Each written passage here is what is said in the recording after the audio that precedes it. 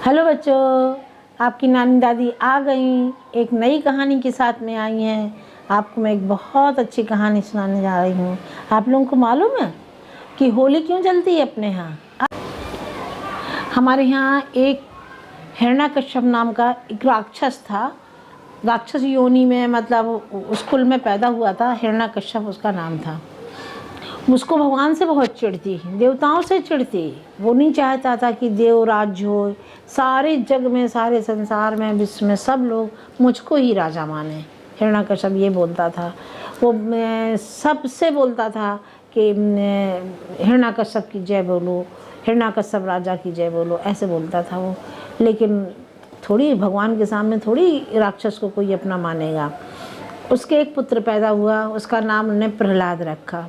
प्रहलाद की कहानी आपने सुनी होगी, नहीं सुनी हो तो आप ध्यान से सुनिए। प्रहलाद 5 साल के थे, थोड़े बड़े हुए, उनको गुरुकुल भेजा गया पढ़ाने के लिए। वो हर समय हरि नाम लेते रहते थे, हरि का नाम जपते रहते थे, ओम नमो भगवते वासुदेवाय बोलते रहते थे। तो वो जब उनको स्कूल भेजा गया पढ़ने के लिए तो वो यही बोलते चले जा रहा है। वही पट्टी में भी भगवान का नाम लिख रहे, किताब उनको दी गई पढ़ने को भी, वो भी उसमें भगवान का नाम लिख रहा है। राम राम राम, हरि नाम बोलते रहते थे, भगवते वासुदेवाय बोलते रहते थे। अब वो जहाँ उनको भेजा गया था तो वो राक्षस कुल के गुरु थे, तो वो राक्षसी भाषा ही पढ़ाना चाहते थे। लेकिन प्रहलाद एक भी राक्षसी भाषा नहीं पढ़ना चाहते थे। हर समय राम का नाम, हर समय हरि का नाम, हर वक्त ओम नमो भगवते वासुदेवाय बोलते रहते थे। उन्होंने अपने बच्चों का ग्रुप बना लिया। अपने दोस्तों के ग्रुप में उनके दोस्तों को भी भगवान का नाम अच्छा लगने लगा। और पूरा एक दिन ऐसा आया कि पूरा स्कूल में जितने विद्यालय थे गुरुकुल में, सारे विद्यालय भगवान का नाम लेने लगे। तो जो वहाँ राक्षसी गुरु थे वो परेशान होने लगे। तो उन्होंने आके हिरण्यकश्यप से शिकायत करी कि आपका बेटा हमारे स्कूल की व्यवस्था बिगाड़ रहा है, ये हर वक्त भगवान का नाम लेता रहता है, ये हरि नाम बोलता रहता है, राम नाम लिखता है, बताइए मैं इसको कैसे संभाल सकूं। रात को बहुत गुस्सा आया, उनने हिरण्यकश्यप को बहुत गुस्सा आया। उनने अपने बच्चे को स्कूल से निकाल लिया और उसके पीछे पड़ गए और उन्हें उसको हर चीज़ में उसको बहुत कोशिश करी कि इसको पहले उसने बहुत उसको डांटा, समझाया कि नहीं तुम ये हरि नाम मत बोलो, राम का नाम मत बोलो, भगवती नाम वासुदेवाय मत बोलो। लेकिन वो नहीं मानने को तैयार। तो बोले तुमको मैं मार डालूँगा। तो हाथ जोड़े खड़े हो जाए कि तुम्हें जो इच्छा वो करो, लेकिन बस भगवान का नाम लेता रहे। तो उन्होंने एक दिन एक कोठरी में खूब जहरीले जीव जंतु डाल दिए, सांप बिच्छू, और उसमें बंद कर दिया 24 घंटे के लिए। देखते हैं तेरा हरि नाम कैसे तुझको बचाता है। तो उसने सारे सांप बिच्छू उसको घेरा बना के बैठे हैं। अब वो आराम से आँख बंद किए, हाथ जोड़े खड़ा है। पूरी रात राम का नाम लेता रहा, उसको कुछ भी नहीं हुआ। जब उसको सवेरे दरवाज़ा खोला गया सुबह होने के बाद, वो जहाँ के तहाँ खड़े, वो बहुत परेशान हिरण्यकश्यप कि इसको तो यहाँ भी बच गया। उन्होंने एक ऊंचे पर्वत से, उसके ऊपर पत्थर बांध के ऊंचे पर्वत से नदी में फेंक दिया गया कि अब ये तो बिल्कुल भी नहीं बचेगा। तो भी बच गया वो, उसको कुछ नहीं हुआ। वो आँख बंद किए, हाथ जोड़े और हरि नाम बोलता रहा, उसको कुछ भी नहीं हुआ। उसको नदी में फेंका गया, कुछ नहीं हुआ। उसको गरम तलवार से काटा गया तो भी कुछ नहीं हुआ।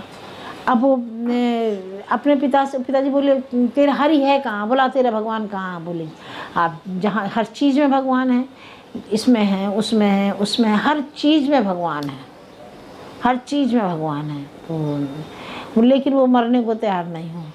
वो उसको हिरण्यकश्यप मार ही नहीं सकते थे। वो तो हर वक्त भगवान का नाम लेता था, भगवान उसकी रक्षा करते थे। एक दिन ये हुआ कि इनकी एक बहन थी, उसका नाम था होलिका।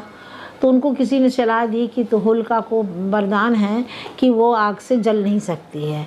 तो बोले ऐसा क्यों ना ऐसा करें कि इसको आग में बिठा दें, होलिका की गोद में बिठाल के इसको होली जला दें, जिससे ये मर जाएगा। लेकिन उसको तो भगवान का वो था, उसको तो कुछ होना ही नहीं था।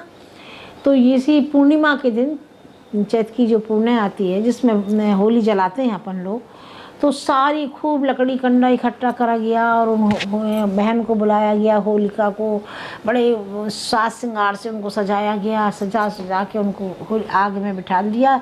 वो भी बड़े घमंड के साथ में बैठ गई। उनको ये मालूम था कि मुझे तो वरदान है, मैं जलूँगी नहीं।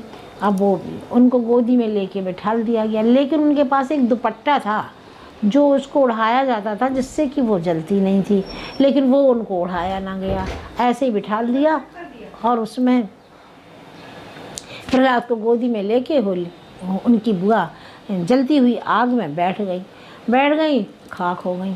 लेकिन वो तो हाथ जोड़े भगवान का नाम ले रहा था, उसका कुछ बिगड़ा नहीं, वो जहाँ की तहाँ जिंदा निकल आया। जब होली समाप्त हुई, प्रहलाद जहाँ की तहाँ बैठे हैं, होलिका जल गई।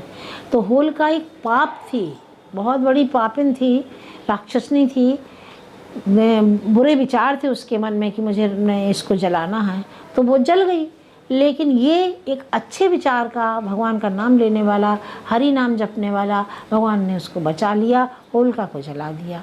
उसी दिन से हम लोग होली को जलाने लगे हैं और एक त्यौहार के रूप में मनाने लगे हैं, इसलिए कि प्रहलाद बच गए। तो हम लोगों को खूब खुशियाँ मनी और उस खुशी को पाने के लिए अपन होली रंग गुलाल उछालते हैं, आपस में एक दूसरे को टीका लगाते हैं, गले से मिलते हैं, उसी खुशी को प्रदर्शित करने के लिए।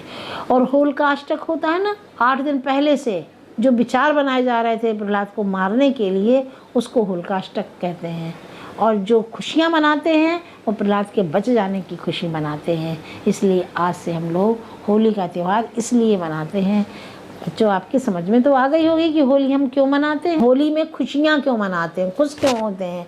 खूब पकवान बनाते हैं, गुजिया पपड़िया बनाते हैं, एक दूसरे को खिलाते हैं, अबीर गुलाल लगाते हैं, खूब खुश होते हैं, उचकते हैं, नाचते हैं, एक दूसरे को रंग लगाते हैं, एक दूसरे के घर में जाके मिठाइयाँ खाते हैं, पकवान खाते हैं। ये सब खुशी प्रहलाद के जिंदा रहने की है।